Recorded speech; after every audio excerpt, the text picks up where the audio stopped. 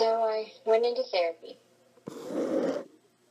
For the first 3 weeks, I couldn't say anything. I could only listen to what the other participants said. For those first few weeks, that was awful.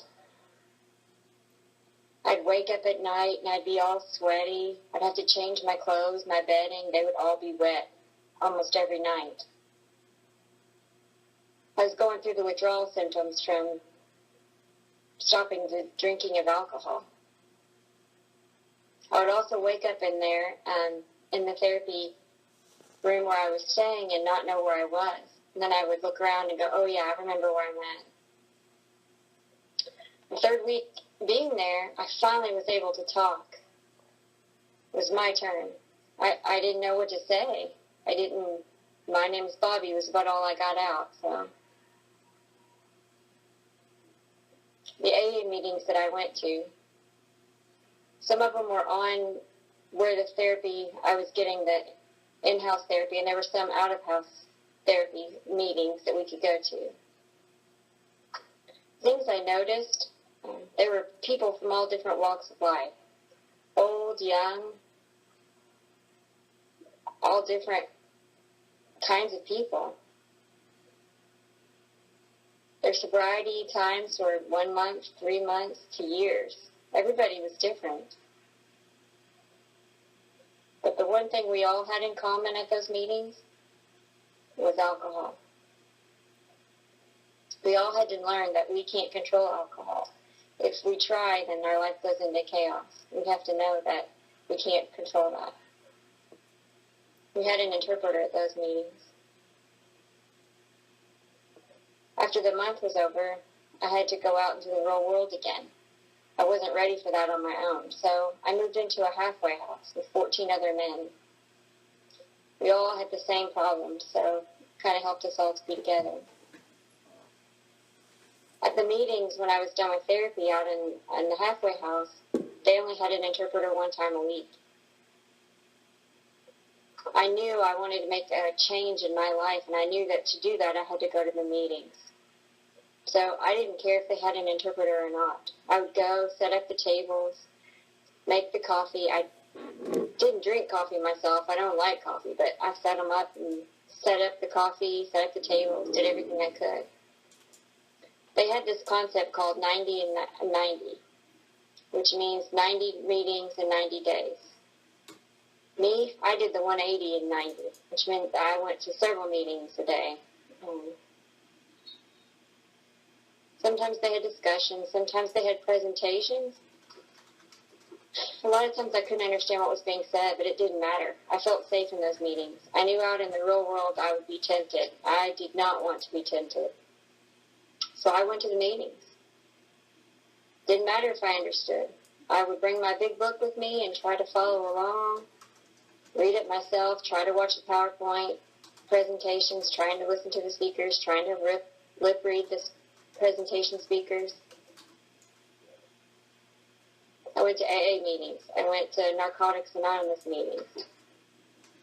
I went to CDA, chemical dependency meetings. I went to all kinds of different meetings. I'd go to work during the morning for regular work hours, and then at night I'd go to meetings. I would do anything that would help. We had sponsors as well. I had one sponsor, but one sponsor wasn't enough for me. I needed 2. Because deaf, we have a hard time communicating anyway. We didn't have the technology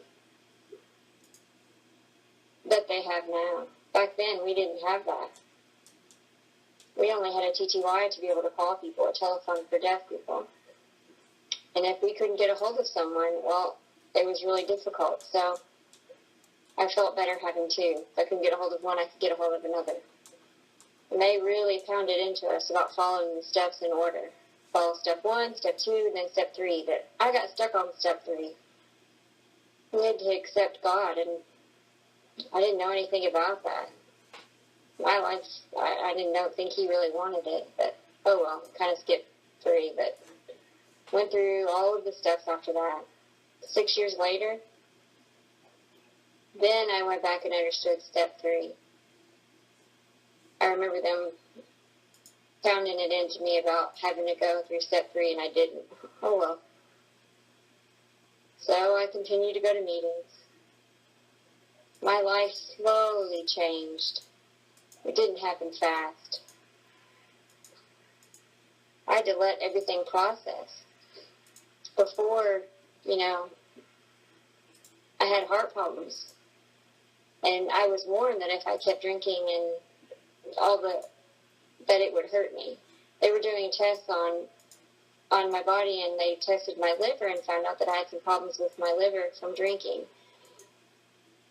I know it was damage to my liver, maybe cirrhosis, but I remember thinking to myself, I have got to stop this. If I want to live and I don't want to damage my body anymore, then I really need to stay on this program. Out in the real world, it was really hard because there were temptations. And I knew I was serious. I really wanted to make a change, so I had to get away from the temptations. I know that I really, really, really have to keep going to the meetings. I have to stay on the straight and narrow. I have to stay on the meetings. And it doesn't go fast. It can take years. And little by little, it gets easier. This process is not a fast process. I want to say that again. And you have to keep going to the meetings. As many meetings as you can. So some of the meetings like I went to, I would meet a deaf person, and then they relapsed. And then I would meet another deaf person at another meeting, and they relapsed. But me, I have to go to the meetings. I have to go. They help me. We support each other. We understand each other.